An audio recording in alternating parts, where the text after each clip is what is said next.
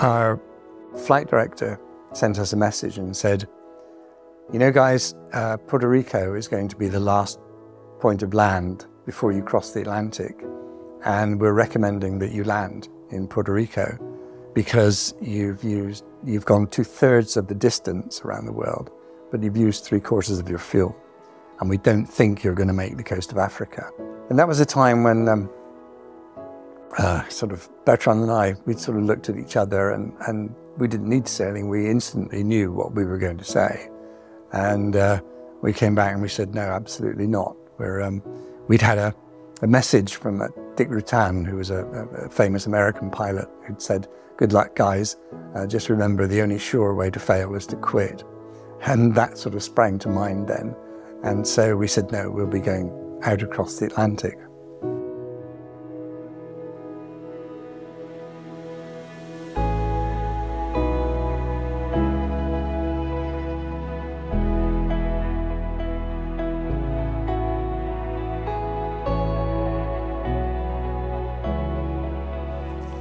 We kind of didn't realize at the time, and it was only when the Americans mentioned it on the radio much later on, that where we were in the Pacific, there was no chance of rescue if the balloon went down. There were no ships in that area. It was too far south for airliners to be flying over us.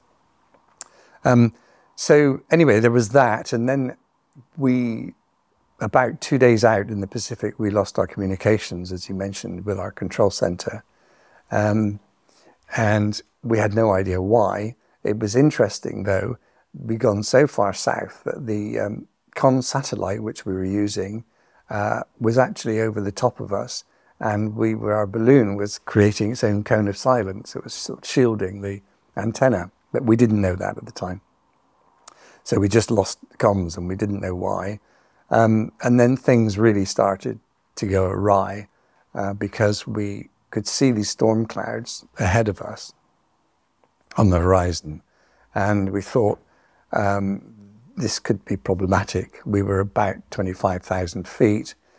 We knew that storms in the Pacific during the winter rarely got above 30 to 34,000 feet. So we knew that we had to climb in order to avoid them. And the only way to climb in the balloon was to actually lose weight. So we threw out all sorts of things, food, clothes, batteries, everything we possibly could went over the side. And we managed to climb up. When we did climb up, it got extremely cold. The heater stopped working. And to give you, I don't know what the temperature was inside the capsule, but our water, which was in litre bottles, all froze solid. So it was pretty cold, which is a little demoralizing, I have to say. And then at night, you couldn't see these clouds, of course. We had no lights, we had no weather radar or anything like that. So we just didn't know whether we were going to fly into them or not. So the only thing we could do was to make sure that we kept the balloon as high as we possibly could. And then for some crazy reason, I don't know, well, I know why now, but we lost 3 of our 6 burners. Our fuel system was divided into 2. We called it a right half and a left half, and we lost one complete system. And what had happened was it was all icing up on the solenoid valves were icing up on the outside. And I remember Bertrand looking at me and he said, you know, Brian, I have to say I'm a little afraid. And I said, Bertrand, you have no idea how good that makes me feel because I'm really scared. I said a bit of an expletive there, but anyway, but it sort of summed it up and it broke the tension a little bit. But we were scared, for sure. It was a difficult time, and I think it was what the English public school system might call good character building stuff. And the only way through it really was to carry on as, I wouldn't say as normal, but carry on and focus on what you can affect and not to fight what you can't control. I mean, we couldn't control the cold, we couldn't control the weather, But what we could control was looking very carefully at, our procedures and how it would work if we had an emergency and we had to vacate, where was our gear and was it ready for use, all that kind of stuff. And also we could concentrate a little bit on the technical side. So we actually depressurized the balloon and we went outside on top to see what the problem was. And I mean, everything was just covered in this thick coating of ice, and we could see these solenoids that were just frozen up. So we had actually some hand warmers, it's like skiers have on board, and we cable tied these hand warmers around the solenoids, and we got our burners back. And so that's remarkable ingenuity then, and problem solving. Yeah, so it was. So we were quite pleased with ourselves that we were able to think clearly and not sort of sink into the veil of despair, which sort of threatened to loom. And I think by supporting each other, by concentrating on what you could control, by trying to be as professional as possible in those circumstances, you kind of come through it. And when you come out the other side, you sort of feel a little bit taller than you were before you went in. So Brian, in terms of that situation you were in then, you're facing fear, anxiety, perhaps uncertainty. What advice would you give as a key message to any of our viewers and listeners facing situations like that of their own, how to work through them? Well, as I said, don't fight what you can't control. You have to try to look at the situation coldly, and you're going to have to deal with it one way or another. So kind of talk to yourself, get on with it, pull your socks up and just do it, because you have no other choice except to panic. And then that's probably the very worst thing that could happen. So think about the positives and work towards your goal and what you're trying to achieve. And you will come through it, and you will feel better about it afterwards.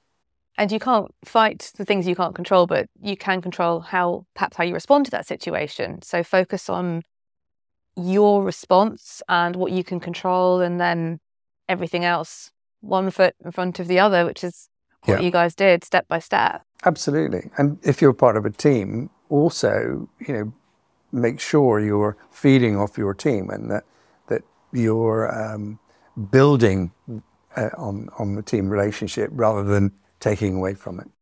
Because they may have spotted something that you haven't, for example. So if you're using your resources as efficiently and as effectively as you can, then that's the best outcome. Fantastic. So talk to me a little bit about making decisions under pressure then, because you're in a very high pressure, high stress scenario. How did you make decisions? Do you use any particular tools or any strategies in those situations?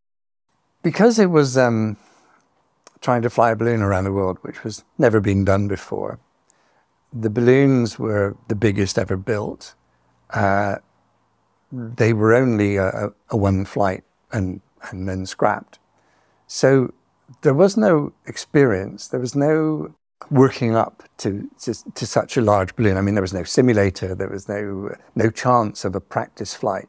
So everything that you were doing was on board was sort of for the first time, the systems and how the balloon reacted and that kind of thing. I think, I don't know, I would say that just from, if I tell you how I felt, then that might sort of help somebody. But when we took off, and it was my first stint on the balloon, I felt a bit that it was flying me, that I was reacting to it rather than being proactive with it. And with a balloon, it's all about feel and anticipation, because when you burn, for example, you use your burner, nothing happens for several seconds. And so you have to anticipate as to when you're going to use the burner, that kind of stuff. So with this balloon, all the systems were brand new and you were learning all the time. And as I said, I thought the balloon was actually flying me. But by about the 5th or 6th day, I'd got it. And certainly by the 8th day, I'd had this sort of feeling that if I wanted to, I could make it dance. And it was a an incredible feeling that you were on top of it and just, you know, okay, you had it now. I know we're part of we're living together, but I'm going to tell you what you're going to do, and that's what you're going to do. And it was a great feeling, and it was a real confidence booster, actually. And then when things started to go wrong, one was much more confident than, oh, well, should we try this? No, I'm going to try this and then see what happens, sort of thing. So you equipped yourself with all the skills that you could, yes, essentially, so that you felt as prepared as you could for when things started to go wrong. Yes. Well, fortunately, we had 10 days practicing before it all did start to go wrong, yeah. So after you got the burners back then and you got comms back, what was next? We were just over a week over the Pacific, and we were never really sure that we'd made it until, I suppose, we were south of Hawaii, and it was just extraordinary. And I remember, I've got a photograph, actually. We took a photograph of this cirrus cloud that was forming outside of the balloon. And it was indicative of high winds. And there was a jet stream wind, just as Luke had said. And we hadn't had a jet stream, per se, before that. The jet stream really is, it's, I think, categorized as when the wind increases to more than 70 knots. It's a jet stream, but it's more than that, actually. It's like a huge tube of fast-moving air. I mean, we've all seen it on the Met charts. And if you get into it, of course, but it doesn't just go straight to where you want it to go. It kind of meanders around a bit, so you have to sort of live with it, and it's going to take you that way, whether you like it or not. But when we got into the jet stream, we were doing more than 70 knots. It was great. And so that was the time, I think, when we knew we were going to get it across the Pacific. And that was a huge relief. I'd always thought that nobody had flown the Pacific before, and if we could get the balloon across the Pacific, it would be success in my book. That we passed the world record for distance and duration and all that kind of stuff days before. So we had created a magnificent flight, and if we were forced to land once we'd hit the Americas, then I wouldn't have minded too much, because in my book that was success. And we could have another go on Breitling Orbiter 4 maybe. But then, you know, you kind of feel, yep, okay, not cocky, but you feel, yeah, we're across the Pacific, that's the worst bit. And the Atlantic doesn't seem quite as bad. And then sort of fate has a habit of actually saying, and we lost the jet stream wind that had fragmented in sort of like fingers on a hand. And so we were only doing about 40 or 50 knots across the Caribbean over Honduras, and we were kind of being forced down towards the south, and we thought, oh, crumbs. And as we were crossing the Caribbean, it started to get a little bit bumpy. There had been storms in the Caribbean, and the clouds had disappeared, but there was still quite a bit of clear air turbulence over there. And that was quite uncomfortable. And then our flight director sent us a message and said, you know, guys, Puerto Rico is going to be the last point of land before you cross the Atlantic.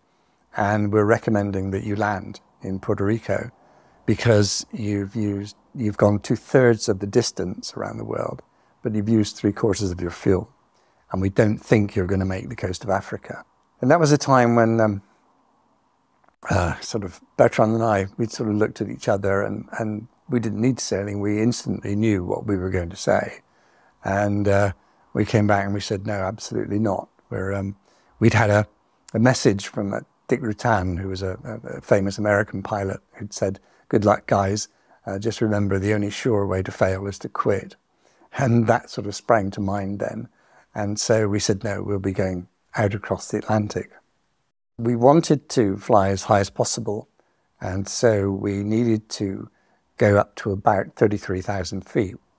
And so we asked for clearance, air traffic clearance for 30,000 feet, with 3,000 feet buffer above and below.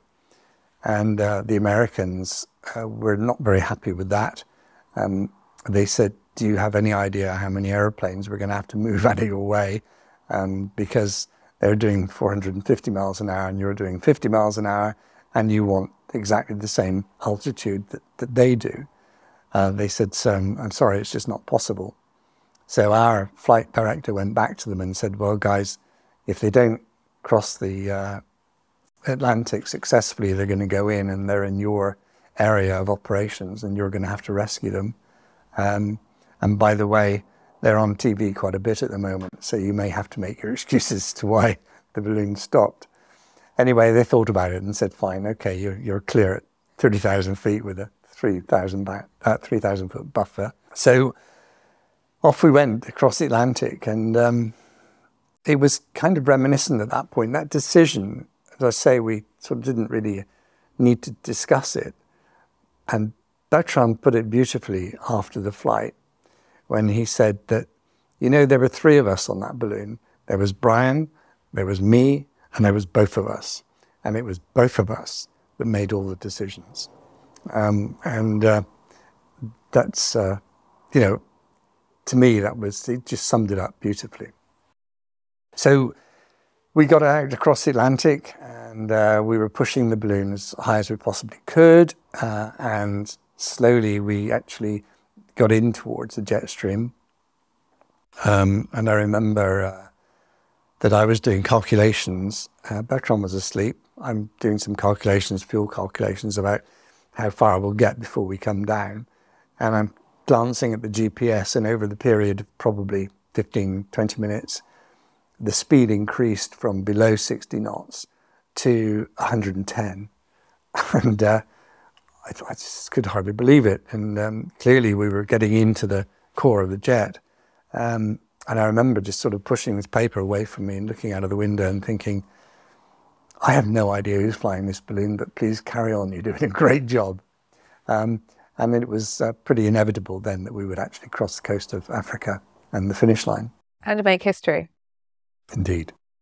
So there were some other challenges on the adventure as well. I believe there was one where you had poisonous fumes in the gondola.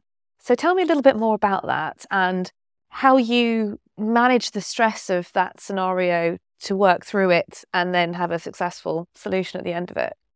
Yes, I'd forgotten about that. It was as we were crossing the Pacific, and as we were getting across the coast of Mexico, that in that kind of elation of, yeah, you know, we've done the biggest part of the journey, and the flight's been a success from my angle anyway. It was odd that I was sleeping, and I woke up and I was a little out of breath, and I wasn't quite sure why. And I we had a bunk, and there was a curtain across the bunk.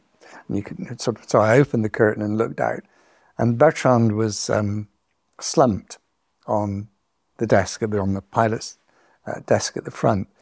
He wasn't unconscious, but he really didn't look very well.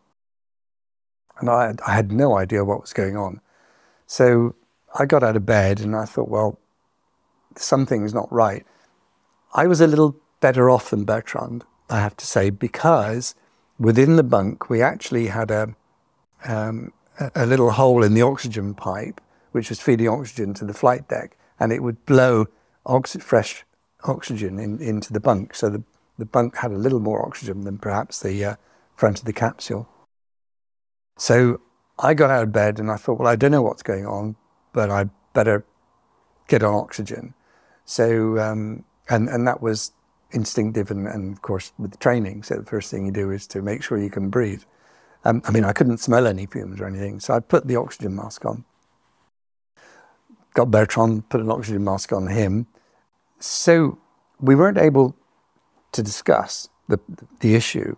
Well, hey, we had oxygen masks on, but anyway, because Bertrand was really not with it, and so I suggested he went into the bunk and tried to sleep while I tried to sort out what was what. And I wasn't sure what was going wrong, but clearly something was. the team on the ground, I'd reported the issue, and they were, consulting medical profession. And I decided, well, the only thing that I can do really on board is to change everything connected with the oxygen system. So I changed the filters, and I checked all various things, and instruments and that sort of thing. We never really knew what the issue was, except that it righted itself after I changed the filters. And it was only after the flight that the best guess was that basically how we lived on board was that within the atmosphere, we simply closed the hatch at low level and trapped the pressure inside. So we didn't have compressors or any pressurization system per se. But we did have a tank of liquid nitrogen, a tank of liquid oxygen, so we could replenish the air inside the balloon if we needed to, if we had to depressurize at any point. And we could do that, I think 2, possibly 3 times, but certainly twice. And we'd already done it, of course, at high altitude when we went out to sort out the problems with the solenoids. So I changed the filters, and basically what we did was that we had a lithium hydroxide filter which would filter out the carbon dioxide in the air, and then a carbon filter which would deal with any smells, and then the air would be sucked through here with fans, oxygen added to it, and then would be circulated around the capsule. And we think that the lithium hydroxide filter had a very thin layer of ice on top of it, and it simply stopped working. So it was actually a buildup of carbon dioxide that we were suffering in the capsule. And once we changed the filter, things slowly got back to normal and we were okay. But it did cause a lot of concern at the time. And there were all sorts of guesses on the ground that it may be pulmonary edema or fumes coming out of the styrene within the capsule itself. So anyway. So talk to me about managing that stressful scenario then, in terms of working through it methodically, and whether there are any key messages that you think maybe your viewers or listeners could take away from that scenario and apply to their own lives. I think from a pilot's perspective, it's really important to recognize hypoxia early. And we all know it as pilots, but of course the first symptom of hypoxia is the fact that you become a little elated and euphoric, if you like. So it's a bit like being drunk. It's not a bad feeling, actually. This wasn't quite the same because we had a build-up of carbon dioxide, which was causing the issue. So once I was on oxygen, and that was the first thing, and as I said, it was kind of intuitive. That's the first thing you reach for, is to get an oxygen mask on. Then you start to feel a little better, and you're more clear-headed. And then, of course, you have your compass mentis enough to actually think about the system and go through it. I mean, I was lucky that, in a sense, that I was a project manager before I was asked to be the pilot, because I knew, I think, pretty much every nut and bolt in that thing. I knew the systems inside out. And so it was probably easier for me than it was for Bertrand, because I'd lived with the system since their design. And so it was relatively straightforward to know what to do and in which order to do it. And just do it step by step. And exactly, yes. Yeah, in a logical sequence. You have to think about it, think about the problem, break it down into its constituent parts, and then deal with it in a logical and sensible way, bit by bit. And you can't control what the problem you're faced with, but you can control exactly how you're responding and remaining calm and methodical throughout resolving it.